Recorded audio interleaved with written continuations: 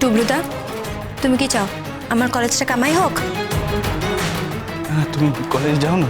এসো আমার সঙ্গে। আমি যাব কলেজে, কিন্তু তুমি খেলে আমি যাব। এসো, বসো বসো, খাও খাও। বুঝেছি, তুমি খাবে না তো? ঠিক আছে, আমি নিজের হাতে তোমাকে খাইয়ে দেবো। না, বলছিলাম কি তুমি করো।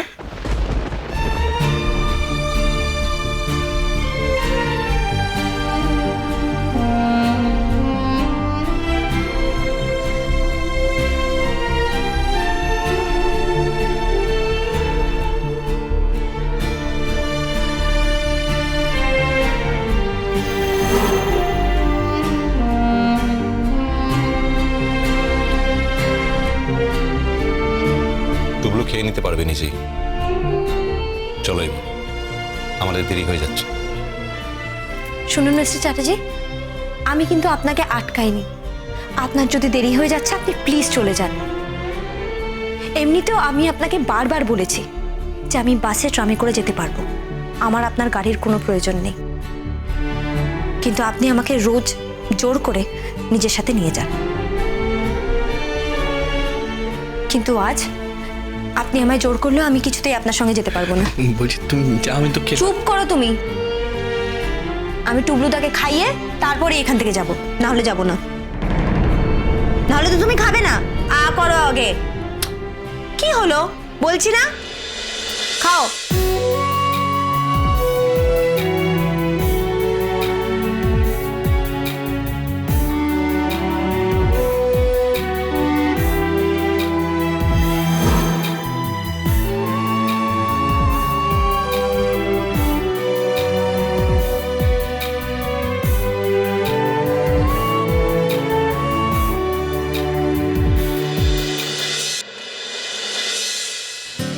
আমি বলছিলাম যে ওই জনের ফিজিওলজিটা কি এই মুহূর্তে তোমার কাছে আছে না বেরিয়ে গেছে? জনের ফিজিওলজি বইটা স্যার, ওটা তো এক্ষুনি একজন নিল। কে বলো তো, আমাদের কোনো স্টুডেন্ট? হ্যাঁ, মনে হয় ফার্স্ট ইয়ার। ওই তো স্যার। হ্যাঁ, ঠিক আছে ঠিক আছে, বুঝেছি বুঝেছি। আমি, এটা তোমারই কাজ। তুমি ছাড়া এই বই আর কে খোঁজ করবে? আমি প্রত্যেক বছরই এই বইটার কথা সাজেস্ট করি সকলকে, কিন্তু ওই দু একজনের বেশি কেউ খোঁজ খবর করে না বইটার। আপনি কি এই বইটার কথা বলছেন স্যার? না না, এটা নয় এটা নয়, আমি জনের ফিজিওলজি বইটার কথা বলছি। ও হ্যাঁ স্যার, এটা আমার কাছেই আছে। ওই আপনি বলেছিলেন না যে এই বইটা থেকে একটু কনসাল্ট করতে, সেই জন্যই আমি এটা নিয়েছিলাম আর কি। অ্যাকচুয়ালি বইটা আজকে আমি খুঁজছিলাম। ও আপনার লাগবে? তাহলে স্যার এটা নিয়ে নিন। না না না না না, তুমি কাজ করো, আমি দরকার হলে পরে তোমার কাছ থেকে একবার নিতে পারি। স্যার এমনিতে আমি এটা আজকেই দিয়ে দিতাম। আমি এটা বাড়ির জন্য ইস্যু করিনি, অল্প একটু কাজ। ওই আপনি যে চ্যাপ্টারটা দেখিয়েছিলেন সেটার উপরেই আমি একটু নোট নিয়ে নিচ্ছিলাম। ঠিক আছে ঠিক আছে, তুমি বসো, আমি অন্য বই দেখছি। Okay sir.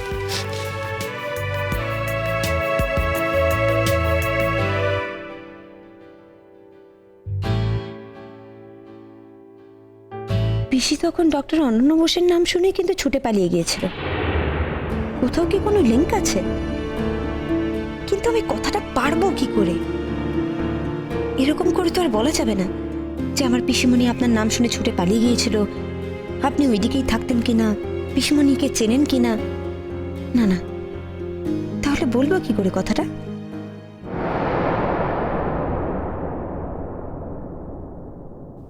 এই মেয়েটি কুমুদিনীকে চেনে। কুমুদিনীদের বাড়িতেই এই মেয়েটির বিয়ে হয়েছে। কুমুদিনীদের মতো কনজারভেটিভ ফ্যামিলিতে থেকেও ও যে ডাক্তারি পড়ছে বিয়ের পর, সেটা একটা আশ্চর্য ঘটনাই বটে। কিন্তু কুমুদিনী কেমন আছে? শুনেছিলাম ওর বিয়ে হয়ে গেছে, নিশ্চয়ই ছেলে মেয়ে নিয়ে ঘোর সংসারই এখন। ও যেভাবে বলেছিল আগের দিন কথাটা, মনে হয়েছিল কুমুদিনী ওদের বাড়িতেই থাকে। যদি তাই হয় তাহলে কেন নিজের স্বামীর ঘরে না থেকে ও বাপের বাড়িতে থাকে কেন? কথাটা জিজ্ঞেস করবো কি করে? দুম করে তো আর জিজ্ঞেস করা যায় না। তোমার পিসিমণি সপরিবারে তোমাদের বাড়িতে থাকেন, কিংবা তোমার পিসিমণি শ্বশুর বাড়িতে কেন থাকেন না। ওহ, সেদিন কুমুদিনীর কথাটা শোনার পর থেকে মনের মধ্যে পুরনো স্মৃতি, পুরনো কথা সব উথাল পাতাল করছে। সেদিনের চ্যাটার্জি বাড়ির অপমান আমি আজও ভুলতে পারিনি। আজও সেই দগদগে ঘা বয়ে বেড়াচ্ছি, শুধু ওদের বাড়ির লোকের কাছে শপথ করেছিলাম বলেই কুমুদিনীর জীবন থেকে সরে আসতে হয়েছিল আমায়। আর কোনোদিন আমি কুমুদিনীর সঙ্গে যোগাযোগ করিনি, অথচ আমার আর কুমুদিনীর একটা নিজস্ব সংসার ছিল, তার খবর আমরাই জানতাম। এমনকি আমাদের সন্তানও ছিল। কি হলো সেই সন্তানের? এই জীবনে কত প্রশ্নের উত্তরে যে মিলল না। স্যার আপনি কিছু বলবেন? আচ্ছা, আমি তোমার এখানে একটু বসতে পারি? এমা স্যার কি বলছেন, আসুন বসুন sir please. Thank you, thank you. দেখি তুমি কি কি বই নিয়েছো? এই তো এই বইটা এক্ষুনি নিলাম আর এইগুলো নিয়েছি।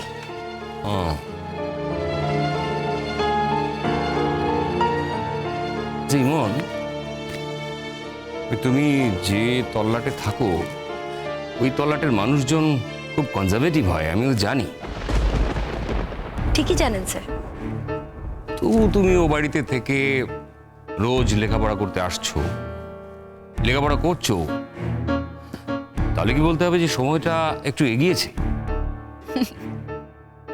না স্যার, আমি তো আপনাকে আগেই বলেছিলাম সময়টা এগোয়নি। তবে আগে মেয়েরা সারেন্ডার করতো, তারা যুদ্ধ করতো না। আর এখনকার মেয়েরা তারা যুদ্ধ করে, সারেন্ডার করে না। লড়াই করে নিজের অধিকারটা পেতে জানে, অর্জন করে। হয়তো এইটুকুই সমাজটা এগিয়েছে।